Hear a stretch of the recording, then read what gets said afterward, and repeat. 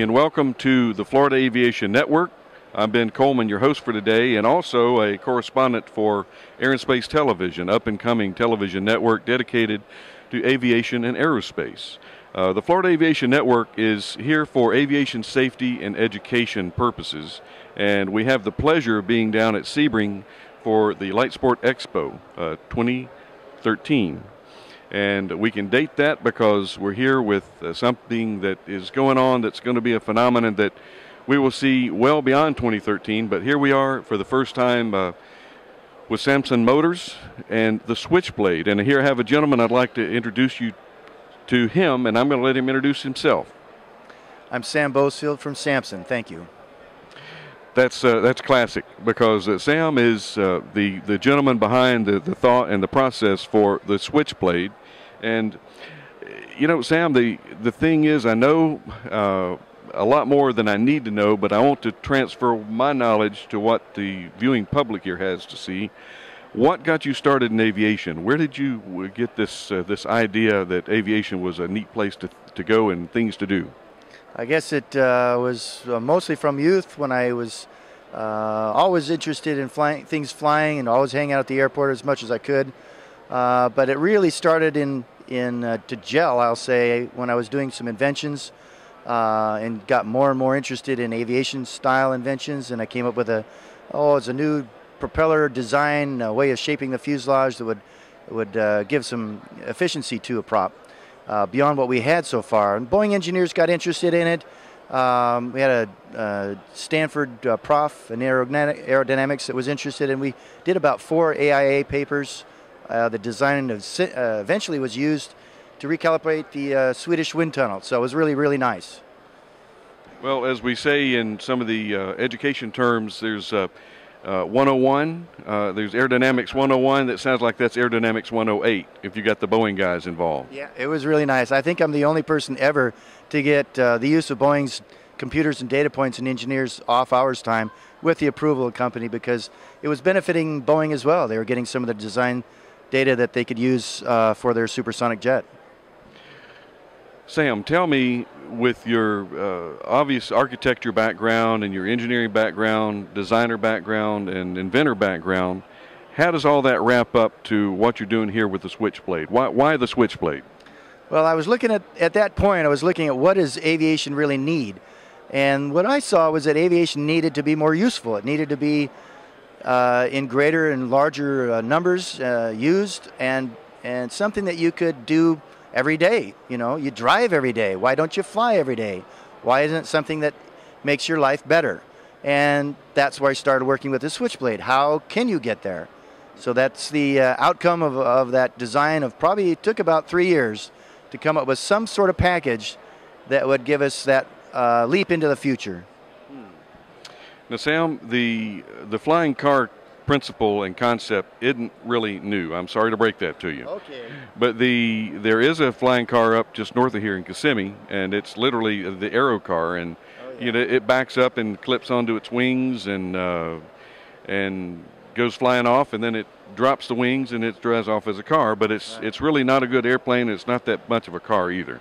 Okay. So what's different about the Switchblade to make that excel in both areas? What's so different about this one as opposed to some of the other flying car concepts?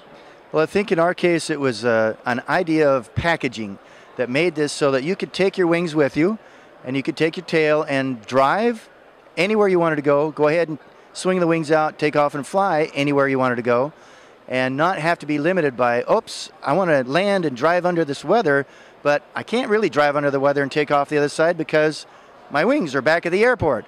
So it's the utility, the usefulness, and that's what we went for. We didn't stop designing until we had a package that worked well on the ground and well in the air. Now, you say that other design didn't fly that well and didn't drive that well. I understand that. I've seen it in operation myself. And what our design does is it actually sets up, we spent about 8 months, I think, fine-tuning the suspension until we had something that would outperform a Jaguar XK8. So it's a little rocket ship on the ground, a real sports car. In the air, we fly up to 200 miles an hour. So there's nothing sluggish or slow about the Switchblade in either area of operation. as far as the, how does this compare when you were talking about the GA aircraft handling characteristics, and does this handle like a Maserati in the sky, or is it? You already mentioned that it's not sluggish. It's but how does it compare to any type of flight control situation compared to a GA airplane? Well, Ben, it flies the same as any other GA aircraft. Has the ailerons for roll control, elevator for pitch up and down, and rudder control for the crosswind type situations. So when you're up in the air and flying, it's just like any other plane. When you're landing and taking off, there's a bit of a difference, and that we have crossover training to train people who are new to the Switchblade how it's going to be, and it will be a bit different. So even if you're a high-time pilot, the crossover training comes with the package price of the kit. What this does in the takeoff and landing is it takes off like a B-52. In other words, the wings are set at an angle of attack. So when you take off, you just accelerate down the runway. It will reach flight speeds, and as you accelerate past that, it just takes off pretty much on its own. You don't rotate. On landing, it's the same. You don't have to come in near the stall. You come in anywhere well above stall and touch the rear wheels down. The nose comes over right away, and you're driving. You basically have three-wheel disc brakes like a car. You hit the brakes, you're done. Well, and I'm not going to try to pin you down on airspeeds, because I know that it's been engineered in, and you've been able to prove design-wise where it should be. But from its sounds of things, it's going to be a flat takeoff and a flat landing. How much real estate is it supposed to take up to do this as far as length of the runway? Engineers predicted about 1,100 feet on takeoff and 1,600 feet on landing, but they didn't take into account the brakes. They're looking at normal aircraft brakes, which are almost non-existent, really.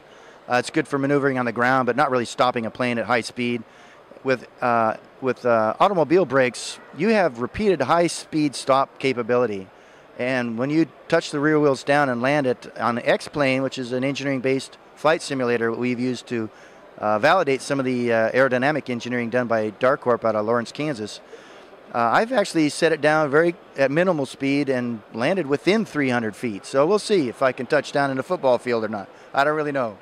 Well, if you're talking about those kind of numbers, because you mentioned the B-52 aspect before, and I'm thinking, okay, 10,000 feet would be good for a B-52. But when I hear numbers like, anything less than 1,000 is encouraging. Well, I think that you can count on the 1,100 takeoff and 1,600 feet landing if you didn't touch the brakes or didn't worry about it. I think we can do better in the future. We'll see how we can roll this thing out, but we'll learn a lot from flight testing as that happens in the next, actually about 12 months. Well, I hate to pin you down on that, but I'm going to be marking my calendar, and we're going to. Sam, I think I hear something starting up out on the ramp. Why don't we take a short break and go see what's going on? And if you're not here at Sebring, you need to be here at Sebring, because there's so much going on. So much. You've got seaplanes, sailplanes, cars, flying cars. But I think you have the only concept here. Yeah, the ramp's gone quiet for a few minutes. Well, when we hear it back, we're going to take a quick break. But I believe, how many other flying car concepts are there out there at this time? Well, I know the Maverick, which is here. It's a parachute type wing, and the Terrafugia Transition has flown, and it's out there. There's probably one more. I think there's a Danish one now. It's a gyrocopter type flying car or motorcycle, if you will. They're also the three wheels, so they'd be classed like we would as a motorcycle. I think those are the ones that I know of that are flying or near flying. Sam, how many ducted fan, as far as a safety feature designs, are there out there? I don't think there's any. I think that we're going to be the only on that. And I'll tell you the reason why we did it. Two reasons. We want to go ahead and accelerate the use of aircraft for transportation, which means we got to have a lot more airplanes in the air. If they're all noisy, that's not going to bode well for the future of transportation. So we're trying to get something that's shorter and quieter and easy to operate and tuck it out when it's not around, and that's a ducted fan. So that's about that. I like the ducted fan concept from purely a safety standpoint, but efficiency as well. But I tell you, okay, we're starting up on the ramp. We're going to take a quick break. We're going to come back and talk to Sam about some other exciting things involving the Switchblade. We're here with Sam Bousfield, and Sam, we just finished talking about some of the conceptual designs and some of the basics of the Switchblade. But now I'm going to beat you up a little bit. I'm going to test your courage of conviction, because there's a lot of naysayers, believe it or not. Yeah. There's a lot of naysayers out there that say, they've tried it before, it's not going to happen. You're going to kill a lot of people, and it's just going to be a waste of time and money. I'm not going to have anything to do with it. Power plant, how do you deal with the part of reliability of the power plant of this machine? The biggest thing is that we have to choose an engine which is not maxed out. In other words, we have to get something that is not pushed to the limit, like a race engine at Reno. They push those things and they break them, because they're pushed really hard. The way you get an aircraft engine or an engine of any kind and not have it be braking is that you don't push it to the limit. So we pull back from that, and that's like, say it's capable of so many horsepower at 8,000 RPM. Well, you don't push it to 8,000 RPM. Your red line is now 6,000. It can run all day at 6,000. So that's what we're doing with these engines. And when you say these engines, how many different design types, and where do they come from, and what type of power range are you looking for? We're looking from 160 to 200 horsepower, and that's what gives us good performance values for this vehicle in this size and weight. We have one engine that's a V4 design. It is 160 horsepower, but weighs about 138 pounds. Automotive based, if you will, but we have dual alternators, dual fuel pumps, redundant ignition systems, so we modify it to where it matches aircraft standards.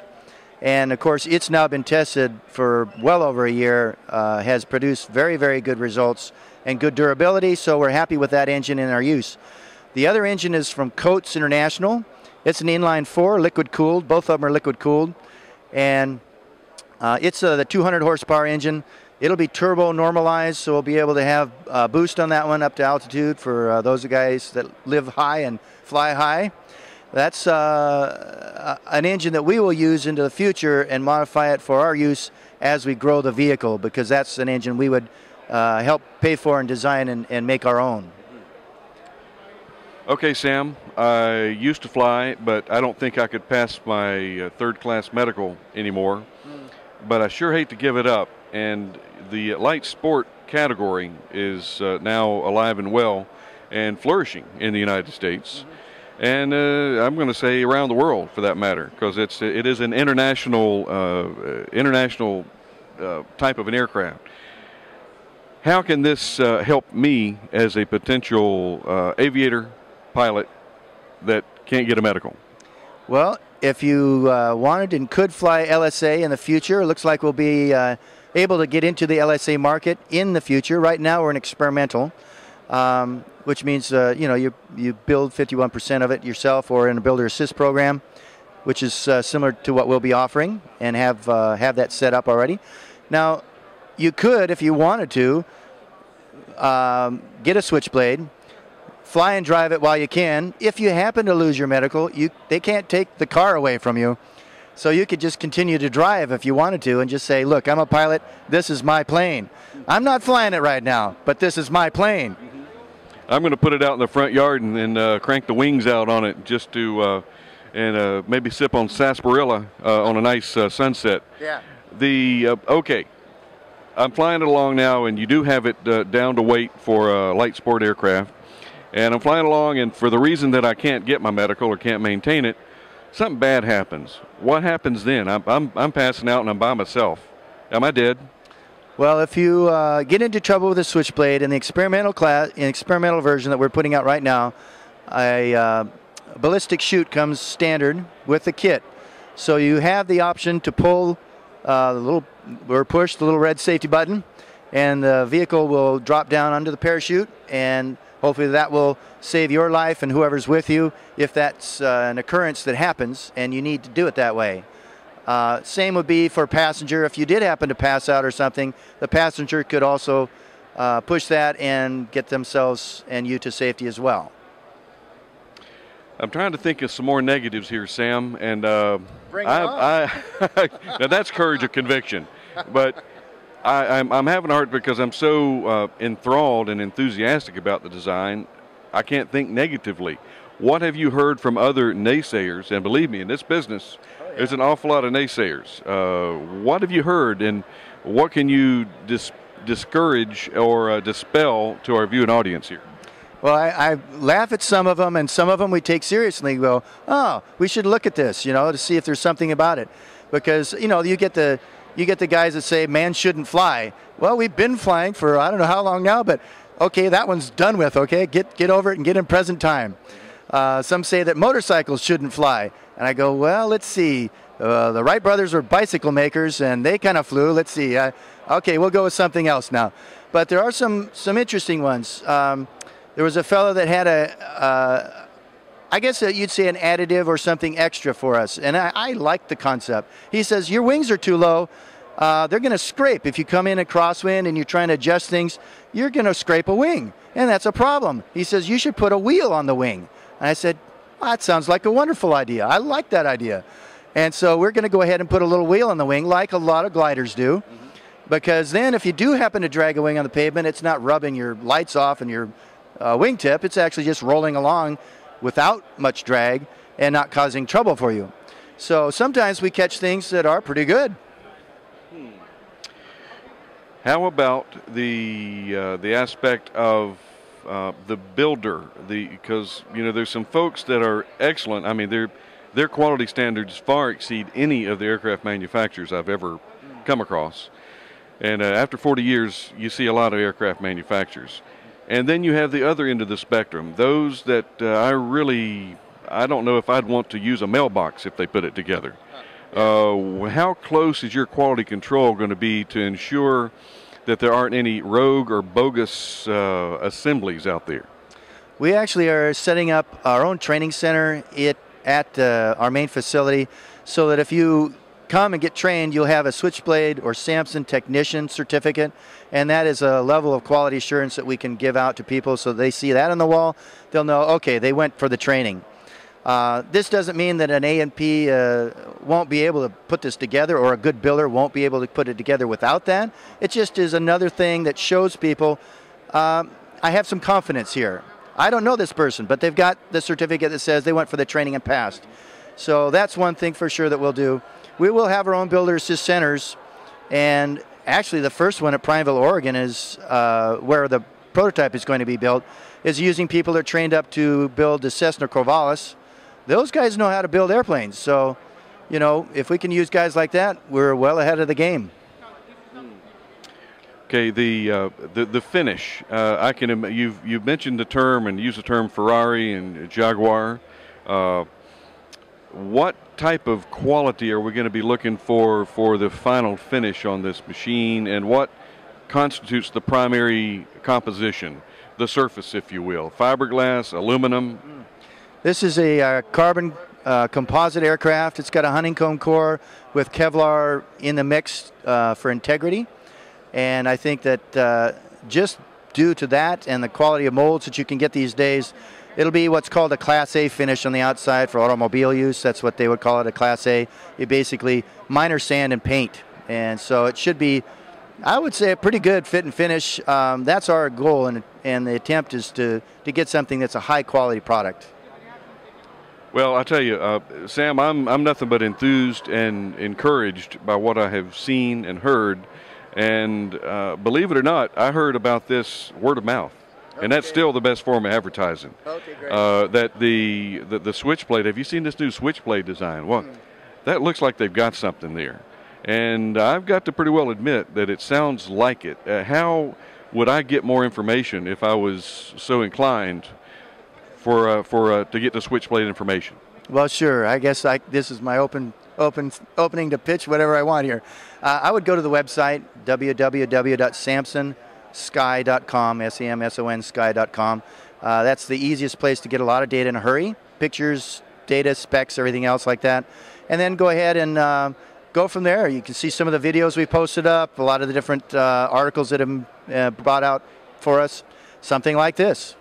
And I understand that you're available for birthday parties, and we look forward to scheduling a birthday party with you at Jumping Out of the Cake.